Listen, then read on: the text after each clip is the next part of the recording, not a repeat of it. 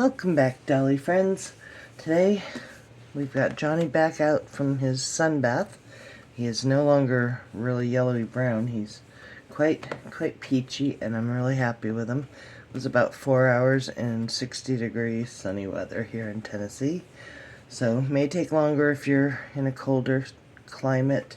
May take less time if you're in a hotter climate. So just depends. You just check on him every couple hours and see how he's doing. But today we're going to work on these lips that are no paint left on them.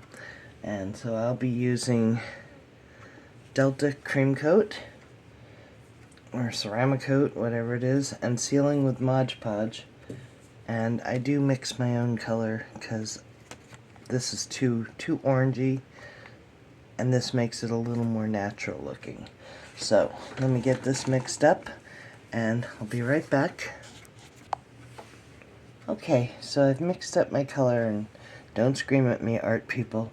I used just the top of the cap, and so now it's a lot more neutral, and I just use my 00 brush, and I'm just going to follow the contours of his little lips. I'm not going to worry about the inside because the coloring there is pretty good. And if you notice on these dolls, their lips are different color than their tongue. So that's a good transition. And I just continue this for the top lips too. You can kind of see where the old paint was. So I just kind of follow that line. And it does take practice, so if you're concerned, work it out on some paper first. But it doesn't have to be perfect. And then I make sure I get that inside area right there. And here you can see I just need to join it. I use a pretty light touch so I don't get any strokes, brush marks. But that's it. We're going to let him dry, and then we'll use some Mod Podge to seal it, and I use a matte finish because I don't want any glossy shine. I want it to look natural. So I'll be back when he's dry and we'll put that on. Okay, so it's been about a half an hour, and now I'm going to take my Mod Podge, and I'm not going to shake it or anything. I shook it earlier, about a half an hour ago. And I'm just going to dip this is a heavier brush, because I just want to get one light coat on there to seal, and I don't want it to be so wet that it takes any of the paint off.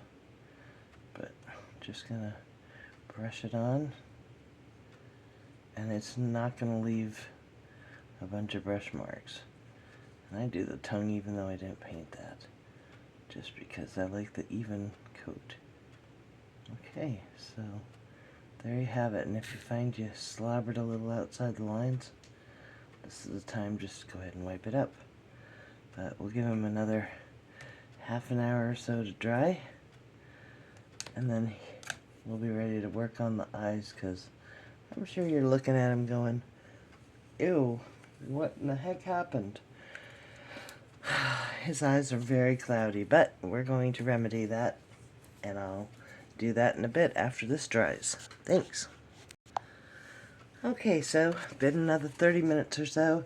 His lips are in pretty good shape. I think so. And now I'm going to focus on getting those eyeballs clear. So what I've done is had my son make me a cone, because I only got one good hand. The other one is damaged, nerve damaged.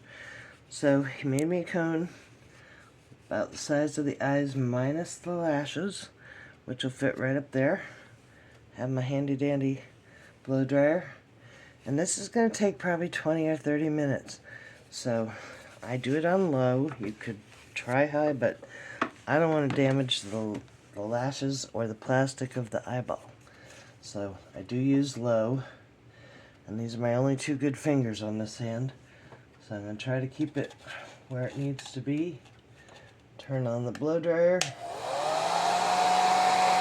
and that's going to be about 15-20 minutes per eye. So I'll show you when it's done how it looks.